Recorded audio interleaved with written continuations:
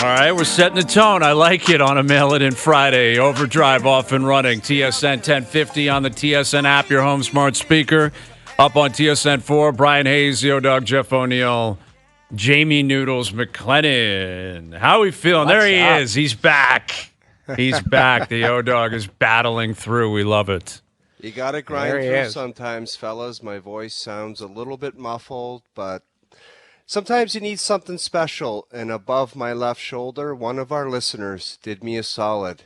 You know what that is? It's an ass-face bobblehead. It's an ass-face bobblehead, and he posted a pic on Twitter, and I sent him a DM and said, "Can I buy that off of you?" And he said, "No, you can't. You can have it." Wow, a Bryan McCabe. Bring it down. I want to see it. Yeah, I want to see it. I want gotta to give see you it. guys. It's his ugly face. Like you can see his ugly face and his mohawk. Look at Caber. Oh my God. Wow, he looks Like great, though. even the tape job on his stick. It's as ugly as his real face. And his I looked close. His teeth are even all screwed up. I'm not kidding. The thing's got bad, crooked, brown teeth, and it's perfect. Oh my God. So I said, "Do you mind if can I buy that off of you?" And the tape job on the stick is perfect. And he said, "No, you can't buy it off me, but I will mail it to you for free." I love it. I have a great appreciation for that. I mean, Caber is bobblehead worthy. He was, like, as I'm a telling Maple you Leaf, guys, he was. brown teeth, and the two are bent in at the front, and they're brown. Thank you. It to must the guy be AI AI created that, right? Like it's an absolute like facial recognition. It took a look at that and said, "We're going to make a 3D statue out of that," Right. which is unbelievable. And the hair and the jibs, and I mean, it's great. it's it's a in masterpiece. my backdrop, and if anyone, I have one up in Collingwood. If anyone has one for the Toronto studio, please let me know because it's mandatory, and I think you guys should get them for your home studios. I'd love to. I was not even aware that there was a Bryan McCabe bobblehead. I thought the bobblehead phenomenon was somewhat like modern, like the last 10 years or so. Pardon me? My brother, who's got a great life, great family, great kids, lines up at the Dome for bobbleheads for Blue Jays. Right. And I'm just like, why are you I doing know. He's like, "I just like the bobbleheads." It's crazy. It is Dude, crazy it how is they operate down insane. there because, and I still can't understand why they do this. Like you sell 40,000 tickets and you hand out 15,000 bobbleheads. Why would you do that to the other 25,000 people that are paying to be But there? Why Hayes, can't you if get? you told me we're going to the game, I'm going an hour. You have to meet me there an hour early to get a bobblehead. I would say I'm not going. Oh, dude, I have been on the wrong side of a bobblehead. My wife, my two kids, we went down to a ball game last year, I believe it was. Maybe it was the year before. And I didn't even realize it was a bobblehead day, right? I had booked it. It had to be on the weekend. It was a Saturday or Sunday afternoon game. Beautiful day. So who put it on your radar? Well, your wife? I'll tell you how it got on my radar. We had a conversation. We're like, let's go down early so the kids can try to go down, see BP, right? We get there, 20,000 people lined up. So I'm sitting there 45 minutes before first pitch. I don't want a bobblehead. I just want to get into the park. But I can't get in because there's people that are like, hey, we got here first. We got here at 6 a.m. You're not. I don't care that you have a 4 to 7-year-old. Screw them. I have a bobblehead waiting for me. I'm like, I have children. I promise you I won't take a bobblehead. Can you let us in? We'll go through. In fact, if I get in there, maybe I can call out to Griff or something. I'll try to get you one. Sneak me in if you can. I have no interest in the bobblehead. We were waiting in line for like a half an hour because of bobblehead, like, syndrome is what it was. It wasn't a phenomenon. It's a syndrome. If you're going down there and your brother has that, your brother's a bobblehead guy, get to the park 2 hours before first pitch. Dude, that's crazy to me. His favorite collectibles in his basement, it's like his OHL first goal for the Windsor Spitfires, and then a Vladdy Jr. bobblehead beside it. And I'm like, wow. I think that was the game. I think your brother was in the park before I had my children in there. I'm pretty sure it was Vladdy's bobblehead. And I saw I saw people running around, Noodles, like taunting others. That's what I found wild was bobblehead world. Like, again, they only hand out like 10,000, 15,000, and they basically say, if first come, first serve. You got to get down here if you want one of these. And there's a lot of people that don't get one. And I saw like teenagers taunting people, saying like, "I got a bobblehead. You didn't get one. Wow. You're a loser. Can like, you really? repurpose I'm it? the loser? Would people sell it on eBay? Like, Yes. what would you do? Exactly That's what it is? happens. Exactly what happens. People like O's brother probably would pay $100 for the bobblehead online. Yeah, know. if he's got one in his sights that he missed or wasn't at that game, he has options for tickets and picks the bobblehead. It's just, I don't know. Everyone's got guy. their own thing, man. Everyone's Bobblehead guy. He is. I love it. You know what? We'll have to get him on when we're close to the season here because he's got some takes. He's got expectations. This guy gets in his bathing suit in the backyard, and it's every game. And it's first pitch till final out, and he will say stuff to the TV. He is a passionate Jays fan. Okay. Well, we can do that. And I'm sure you guys saw Alek Manoah was speaking with the media today, and, he's saying all the right things, I guess. I don't know. What else? What is he supposed to say? What are you possibly going to say, considering how bad it went last year? I told you what he was supposed to say last week. He could have said, you know what? I messed up bad last year, and I apologize to the fan base, to the organization, and I'm going to work my ass off to make it up to everybody. And then everybody's on his side. Mm-hmm. How is he not smart enough to know that, or how is someone in the organization not smart enough to tell him to say that? It's all right if you. It's just like the guy yesterday in L.A. at Riv. He just can't take responsibility. Man, I can't believe you missed that yesterday. Noodles, you too. Like, you guys would have been basking in Tiger shanking on 18. Oh, no, I saw it, Hayes. I saw it. I got insane, the man. back spasms after with the stretch. That's what it was. I got honest to God, I got 5 or 6 tweets directed my way, the ass grab Noodles. I was like, oh my God. Like, I just thought maybe he'd gone in a bad way type of thing, but he did the full, like, you reach, or like you say, stretch. Like, it was not good. Well, like when you answer the question and you start stretching and you're like, back spasms, and you're stretching to emphasize. Like, look at him. Look at that play. That's a grizzled veteran for excuses, man. Tiger's got him. And I wish it would have been such a redeeming moment, a humanizing moment, because that guy has been a machine his whole life, his whole career. He's the greatest player ever. If he just owned it and started laughing.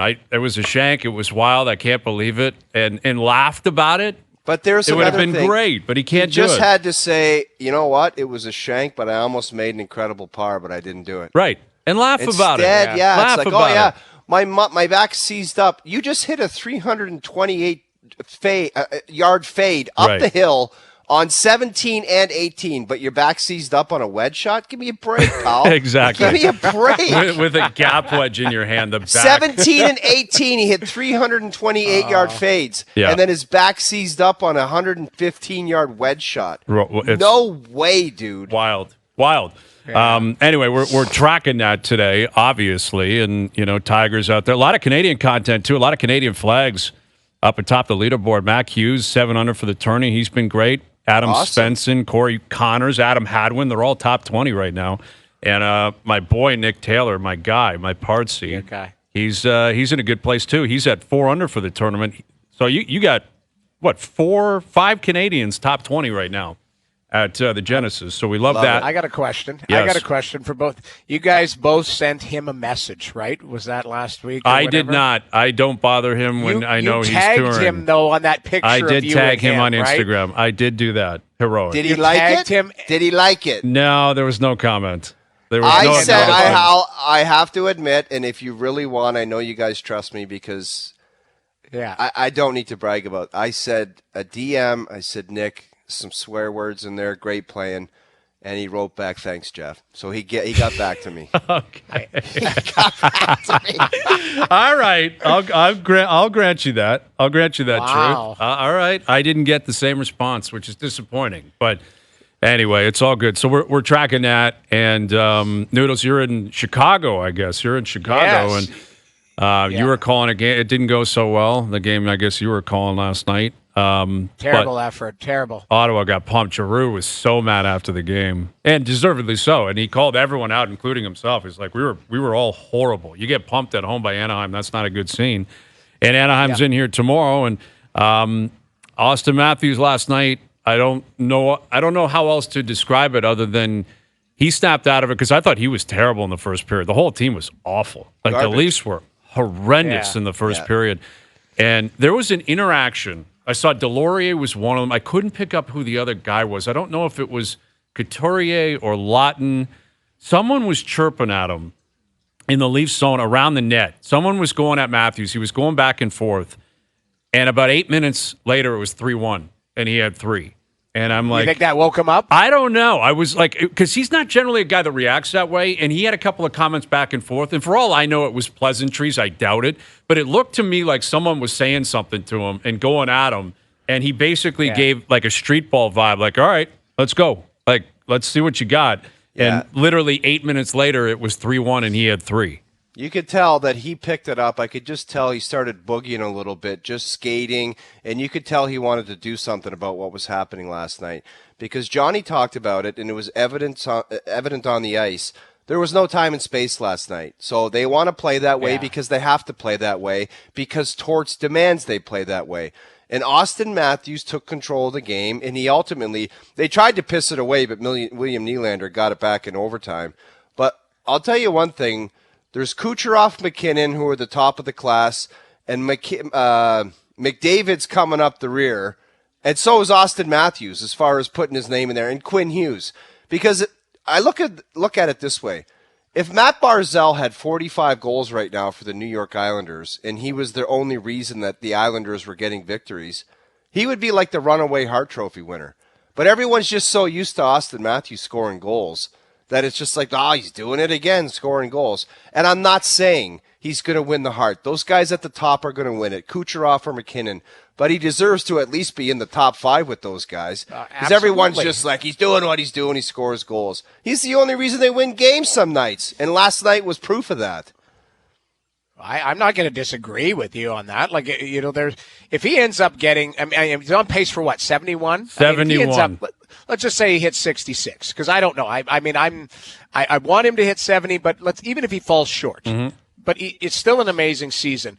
The Leafs are not world beaters. They are not. They are in that group with a bunch of other teams, including Philadelphia. You saw it. Philadelphia gets a point last night. They're right there in the standings they're going to be in a fight down the stretch here to either get third or second in their division, or be fighting in the wild card spot. Like, that's helping your team to get into the playoffs. Like, that is prerequisite for what we've been talking about for years of being important to your team. Auston Matthews, big part of that.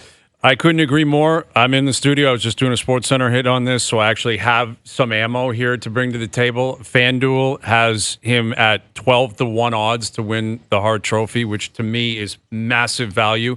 Again, as of now, I would go probably McKinnon, Kucherov, but I think you can make a strong case he's 3. If not, certainly McDavid, Quinn Hughes, Connor Hellebuck deserves a lot of love the way he's played this year and the way that team cannot score goals.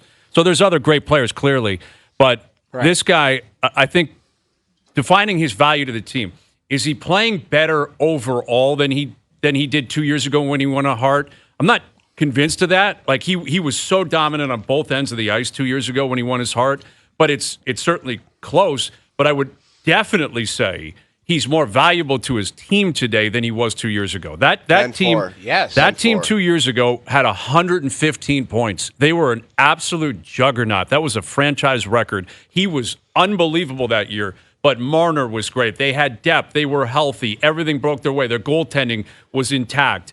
This year, they're middle of the pack defensively. They've had to ride a third-string goaltender a lot. They're barely into the playoffs, and this cat's on pace for 71 goals. He's more valuable this year than he was 2 years ago.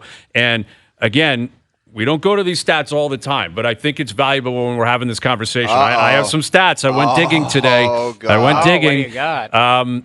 Era Jonas adjusted. Gave them to Era you. adjusted. Come Era on. adjusted. Era adjusted. Jonas is rubbing off on this guy here. Jonas and I, this time yesterday, Jonas and I were yelling at each other about. I heard about everything. It was wild. Like, it was people driving around the city must have been like, what the hell's going on with these guys? Jonas got some love on Twitter, I'll tell you that. Yeah, Jonas. And I love Jonas. And what would you have been yelling about with Jonas yesterday? It got started it was on Kucherov, and then it got on voting practices. It was, and Al's brother's sitting there just staring at us like, what are these two guys doing? And Jonas, he and I, we provoke each other, and we end up getting into it.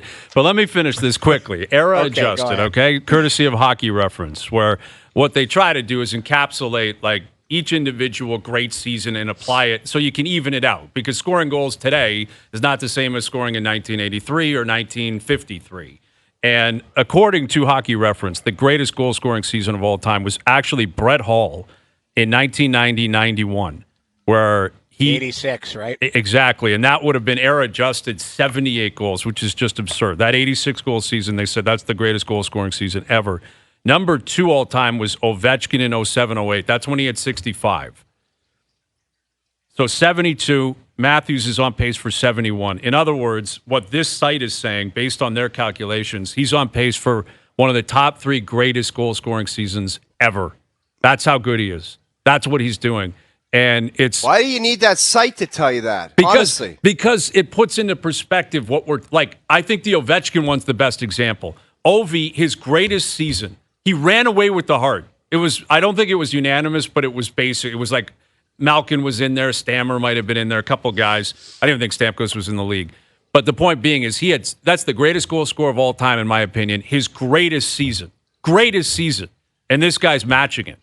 So that's the perspective I'm talking about here is you're right. It's almost like we're just like, that's what this guy does. Of course he's going to rip home these goals. It's freakish what he's doing. Think about freakish. Matt Barzal with the Islanders. If he had 45 right now, I guarantee you people in the press would be saying, well, this guy's probably at the top of the charts. Of course. Because it would be different, and it's like, holy cow, and this and that. He would be leading the charge, man. Yeah. People would bypass Kucherov and McKinnon.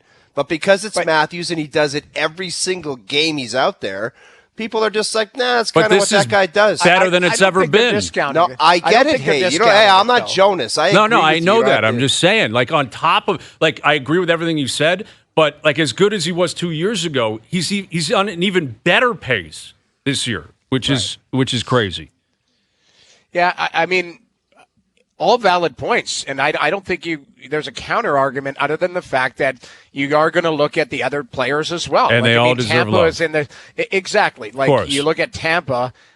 They've had injuries, like players missing, missed their goal. Like their season's kind of mirrored the Leafs season when you look at it. And you can make a case for all of these, but you're right. You make a strong case, and I don't think anybody can counter argue that.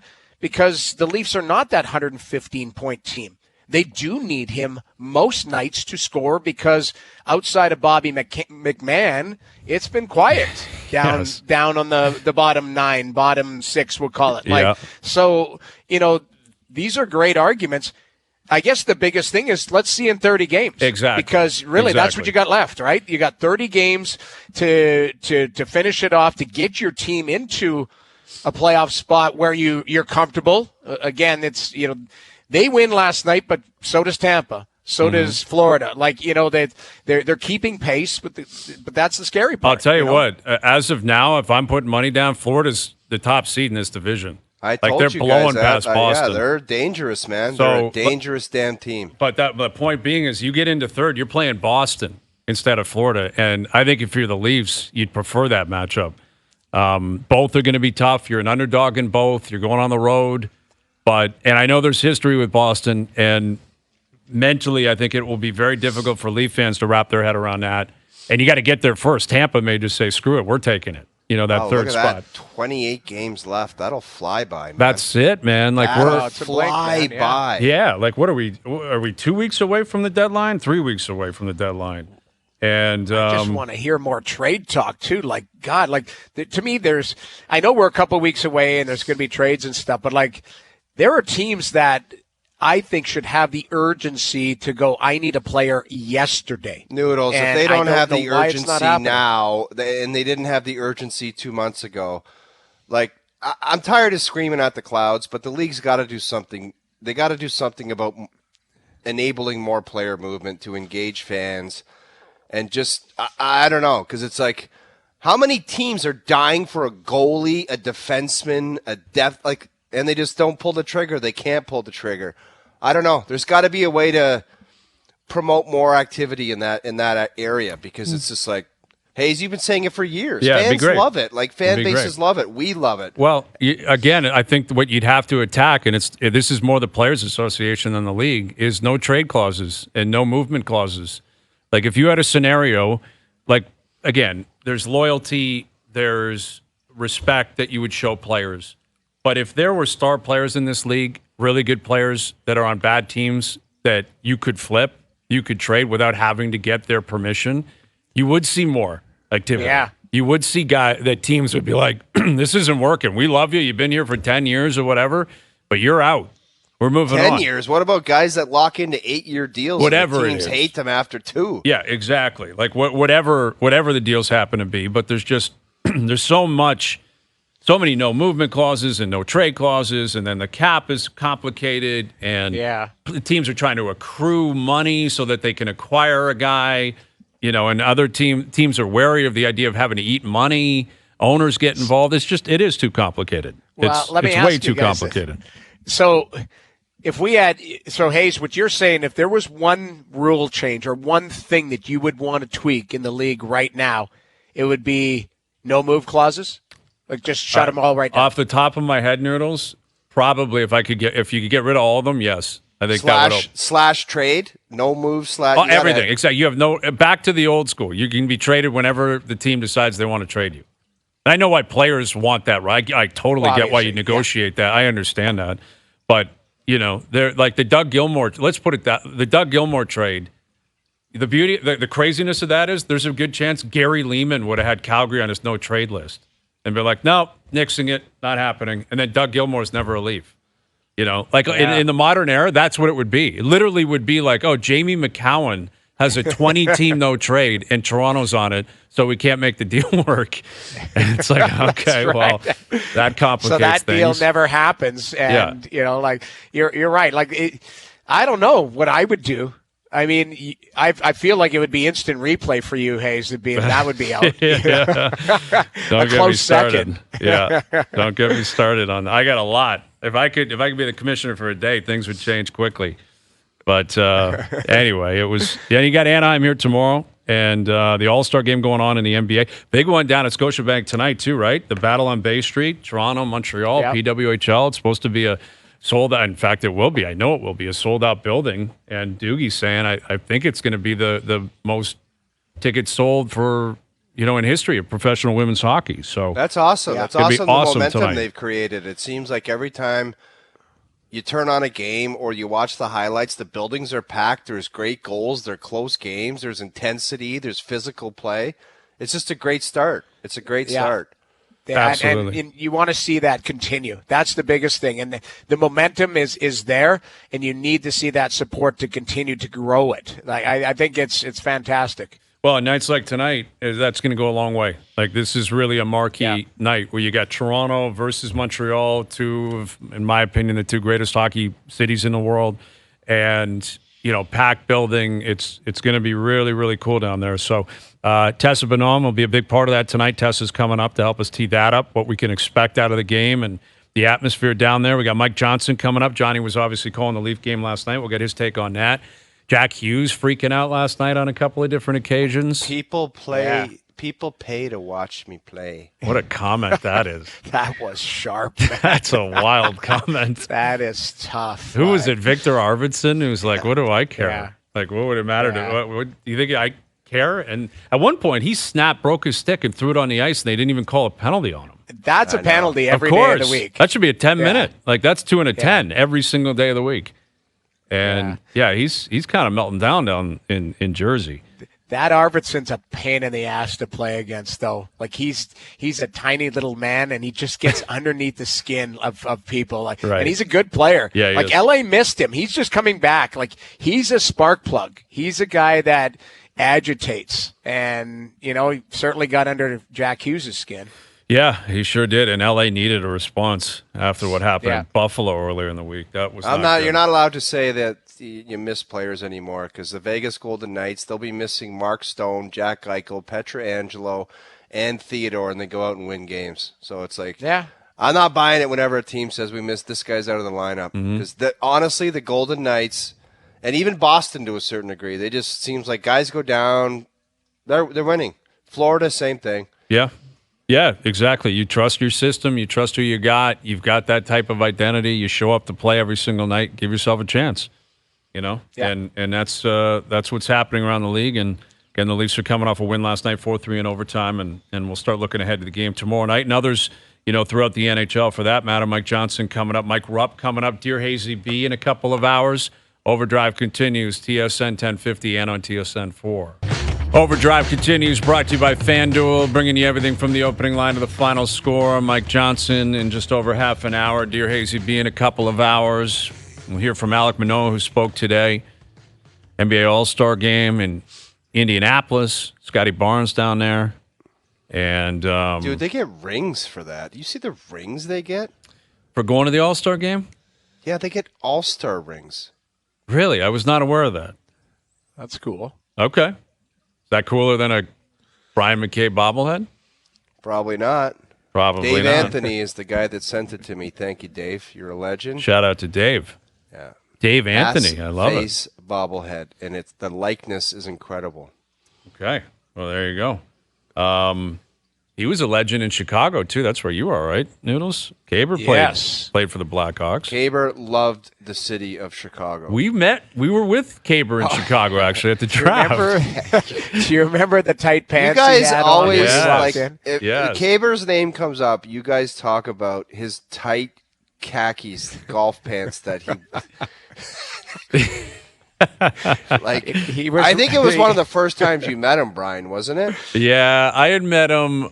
I think the first time we did was the year before when we were in Buffalo, I think. I know, but I can't. Maybe I just remember in got that Chicago, wrong. he walked away, and you're like, "Damn, look at that golf shirt and those tight khakis and the tight tuck." It was early on. It was a He really loved, tight tuck. He loved the look. Yeah. Well, we had him on in Buffalo. Remember, we had him where we were situated in Buffalo on Radio Row there. He pointed down. Remember, we had him on, and he was like, "That's where the incident where I scored on myself." Did he not? Right. Did he That's score right. on In himself Buffalo. in Buffalo? Yes. Yeah. That was the beginning of the end. It was like a tight game, and he was killing a penalty. It might have been a 5-on-3, and he rifled the puck in the back of the net. One-timer slap shot past Razor, Andrew Raycroft. I think I gotta see this. You gotta video. find it. Somebody will send it. I'm sure Joe will pull it up, but it is. I remember that, and we were laughing because he was sitting beside us, and he goes, "Yeah, I was right there," because we were 20 feet from where he buried it. We'll on do a full Raycroft. breakdown on Monday. We'll get Viz of the goal. We'll get Andrew Raycroft on because I don't know if Caber can come on anymore, and we'll just do a full a dedication, a half-hour dedication to the moment. Yeah, I think the water bottle might have popped. Like it was one of those. Now you're getting out of it. Is it getting silly there? No, okay. The water bottle might have popped. That's too much. On. That's my bad. What's the score? 4-4? Was that in overtime? Play that back again, Joe. Play that again. Just let me see the screen grab because it was 4-4. That made it 5-4. 4-4 in overtime with 5 seconds left. Oh, no. Caber. That's 5 seconds away from a shootout, I believe. I think that was post lockout, I believe. Were you on that team, O? I think you're on that team. I don't know. I was not. Thank God. Okay. But anyway, that would have been 5 seconds away from a shootout and no dice. Oh my God! That's so funny. Anyway, all right, we're trying to track down Tessa. I don't know, maybe Tessa, probably got bigger and better things to do than I guess chat with us. I mean, we do have a big game tonight, the battle on Bay Street, Toronto versus Montreal. So we'll see if we can get Tessa on. But you guys want to hear some Manoah audio from earlier today? I need it. Let's Alek hear Manoah, he was addressing what we thought he would have to address. What happened last year? Where was your head at? How are you feeling about things? And here's what Manoah had to say earlier today. The first few years in the league were pretty bad last year. So for me, that's going deep into games, attacking hitters, throwing more strikes, not walking guys, and just having that mentality of being a dominant starter out there. Sometimes you start to get punched in the mouth, you start to second guess yourself, things like that. And I feel like that kind of steamrolled a little bit for me last year. So super grateful for the year that I had. Obviously would want to change a few things, but, for the year that I had, I feel like it was a really big growing year for me and, kind of needed it to be where I'm at right now. All right, I like that. I like that. Like, it was obviously a tough year, but you better learn from it. Like, that's him acknowledging you got to learn from it now. It better be inspiring. It has to be. You can't go back and change it. It was. I would have liked a little more accountability, but I knew I wasn't going to get it. Like, just because he kind of downplayed how big of a disaster, and not many athletes want to get into the totality of the disaster, right? Like, he doesn't want to get into what reality was, which is an unmitigated disaster. Yes. He just was gone. He couldn't pitch. And then he just decided he was leaving on his own. Like, it was bad news. Yeah. But I don't know.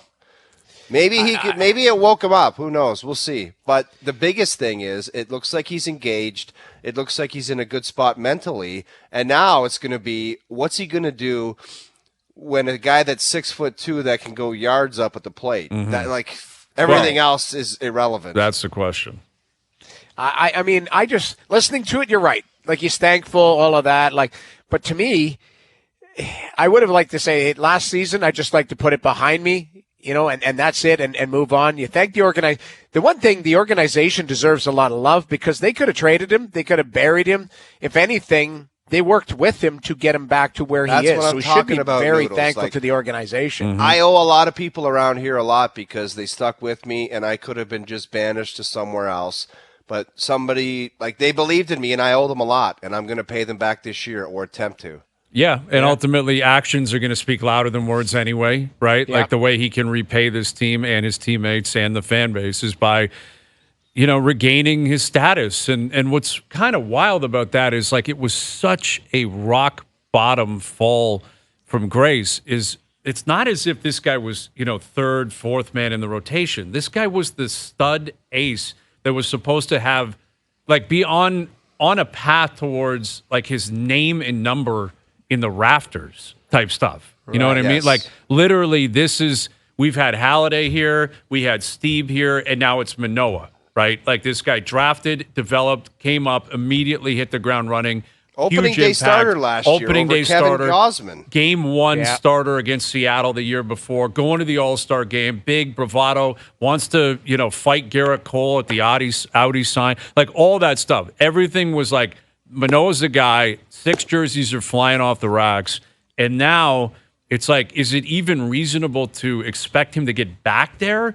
Or is it, well, it'd be great if he, was the 5th starter and gave him some, decent starts. Like, where I don't have that answer.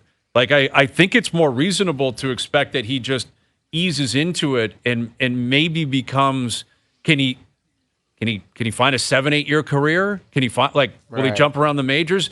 I don't know. I'm having a difficult time myself trying to place, like, an expectation on him because this time last year the expectation was this guy's going to win a Cy Young, like, literally win a Cy Young. And now it's like, hopefully he breaks camp and he's okay. Like, it's just such a wild adjustment. But that's the thing. What is your realistic expectation coming into the season for him right now? Is it that low?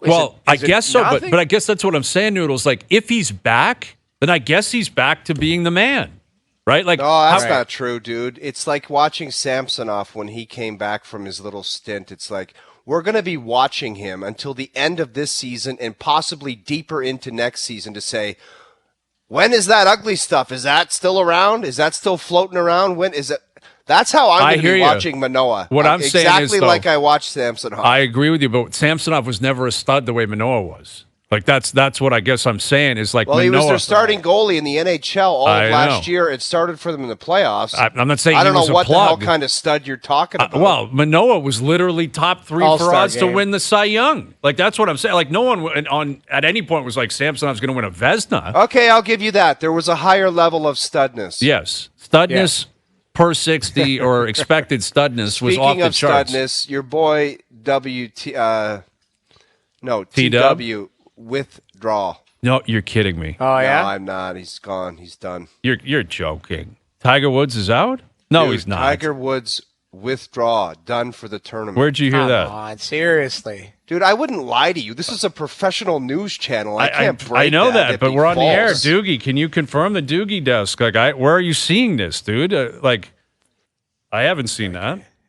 Doogie, get on the Doogie desk and figure it out. Was it the ass grab, though? Is it the ass grab? Like, that was it, Back right? spasms? The stretching of the back. And did he have any shots? Like, did he have anything in his game? We're on the air. I haven't been able to see him do anything. That might be game over, man. Like a withdrawal at his own tournament. Like he might just say, guys, I'm not doing this anymore. I don't know ultimately what happens, but it could be game over that Tiger Woods after this withdrawal. Yeah. I have not. I'm trying to find out who's confirming that. Are you watching it on TV? Like, are you watching him walk off the course? Like I said, I would not make this information. I follow. Okay, so I follow Nuclear Golf or whatever on Twitter. It says breaking: Tiger Woods has withdrawn from the Genesis Invitational. He's leaving in a cart. You're kidding. They're driving him away in a cart right now. Now I don't. Again, that's Nuclear Golf. That is a verified account. Yeah, I mean it's not necessarily. Yeah, I mean they follow the golf world pretty closely. All right, Doogie, this is your big moment, the Doogie desk. You got to, we're going to hit a break. We'll come back and confirm. Until Doogie confirms it, I personally can't bring it home. All right, I need the Doogie desk to personally confirm it. All right, so we'll get a Doogie confirmation on where Tiger's at. That would be very disappointing. Very disappointing. Mike Johnson coming up. Tessa Bonhomme, we believe, coming up as well. Overdrive continues. TSN 1050 and on the TSN app. All right, Mike Johnson coming up in 20 minutes. The Doogie desk was established a couple of weeks ago at Boston Pizza. Everyone was very excited. Doogie was, he's a man of integrity, right? He's journalistic integrity. And, you jumped the gun and you were saying Tigers pulled the chute on the Genesis out at Riviera. And I said, I will not accept that unless the Doogie desk confirms it. Doogie, where are we at with Tiger? So as of right now, he is withdrawn from this tournament due to illness, and Sky Sports reporting a stomach-related issue at this point. Thank you, Doogie. That's more professional, and I appreciate that update. So not feeling well, which is better than him, claiming back issues, ankle issues, or something like that. Anyway, all right, more on that later this afternoon. Mike Johnson coming up. Johnny was in the building last night, and tonight the ladies take over. PWHL, the battle on Bay Street. This is going to be massive. Toronto versus Montreal, and our good friend will be all over it from TSN. Big podcast host now, too, with Julia Teixeira. Here's our good friend, Tessa Bonhomme. How you doing, Tess? Hey, good, buddy. How are you? We're doing very well. So put this into perspective for us tonight. Like, it's going to be 19,000 plus, packed house. Yeah. Like, how significant do you think this moment is tonight? Huge. I feel like from the beginning, everyone at the PWHL, had an idea. They set some metrics and, what they thought attendance would be like and interest would be. And I feel like they've just popped the top off on every single metric that they've had. And it just, from Minnesota, beating Ottawa's attendance record to now Toronto going to be beating Minnesota's record. I feel like it's wild and amazing to see, the interest and the appetite that everybody has for this league and the ladies that play in it. So it's someone who has played before in all of these leagues prior, leading up to the broken leagues that have been. But now we have this, and it's really cool to see. It's nice to be here and be a part of it, too, and be a part of the broadcast and, shine light on these ladies like they deserve. So this is a monumentous day in women's hockey. Obviously, I feel like they're going to shatter the record. I believe the last biggest female hockey game was actually in 2013 in Ottawa when we played Finland. I think they had about 18,000 people in change at that game. So kudos to Toronto, man. Not to say that I'm surprised. Like, there's so many young girls playing hockey here and boys. Mm-hmm. So I feel like it's going to be, I'm hoping it's as loud as a Bieber concert in here because there'll be a lot of high-pitched screams, that's for sure. Tess, how do they get a hate on for Marie-Philippe Poulin? It seems like she's the enemy, but she's also the game's best player, and she's such a classy person. Is it just one of those things? Is it kind of like the Mario Lemieux or Wayne Gretzky treatment where it's like, hate somebody else and just leave her alone? I don't know if it's hate. I think you can get honor, right? And I feel like in good sportsman-like fun, when she touches the puck, give her a boo. She might think you're saying poo, but get on her. She's a hard player in person not to like. She's just so amazing off the ice, and like you said, she represents Canada, so everybody here knows her very well and the success that she's had. But it's going to be a Toronto-heavy crowd, and I wouldn't be surprised if there was a pretty large Montreal contingent as well. But For her, I feel like, you can get on her a little bit to help Toronto out, but I feel like it's going to be Natalie Spooner in that line kind of stealing the show and being the straw that stirs the drink for Toronto. Tessa, who are the young up-and-coming women's players that we should be focusing on? We all know the household names you just mentioned, Spooner and Poulin, but are there some young players that you feel are kind of that next generation of budding stars that we will be talking about as household names soon? Oh, man, there's going to be a handful of ladies coming out of NCAA over the next few years that are going to knock your socks off, and a lot of them are already playing on the national teams. Obviously, Sarah Fillier being one of them for the Canadian national team. She's going to be coming into the league. But then on the American side, there's Britta Curl, there's Kirsten Sims, there's Abby Rock. Abby Murphy. She's like Abby Rock. She's kind of the Brad Marchand of female hockey. She's currently leading the WCHA, which is the strongest conference in NCAA, in goals and in penalties. She's been in the box a minimum of 35 times so far this year, and she's leading in goals. So she's like a player that I cannot wait for her to enter this league. She's going to take it by storm, and whoever gets her, honestly, they're going to become infinitely better, because she's the type of player where if she's on your team, you're so incredibly thankful because you don't have to face her every night. And if you're playing against her, you're like, for Christ's sakes, it's her again. With Tessa Bonhomme, TSN PWHL host, analyst, co-host of the Jocks and Jills podcast with our good friend Julia Teixeira. It's Montreal, Toronto, down at Scotiabank, the battle on Bay Street. And, in terms of Toronto's season, it didn't start well. They couldn't score goals. They couldn't win at home. But they're rocking now. They're scoring goals now. They're moving up the standings. You mentioned a lot of Toronto fans will be in the building tonight. Like, what do you make of their season so far, and what are we projecting the rest of the way? It's funny, right? And it's kind of like, I don't know if you can relate to this at all, if this ever happened to you in your playing career, but sometimes when there's ebbs and flows to a season, you're kind of playing your B-level game and you're off for a little bit, but it's okay because the third line carries the slack or whatever. I felt like Toronto, much like Edmonton this year, just had everyone playing their C and B level game all at the same time. And it was like, holy Moses, could you guys get something going? And you kind of saw, Malte, she's smaller, Emma Malte, she was laying hits because they're allowed. She was just trying to get something going for herself and for her team. And then Spooner was following suit, and they were just really trying to find their footing, but it just kept sliding out from underneath them. And then all of a sudden, the hammer drops, and he has Spooner and Malte together, and Spooner catches fire.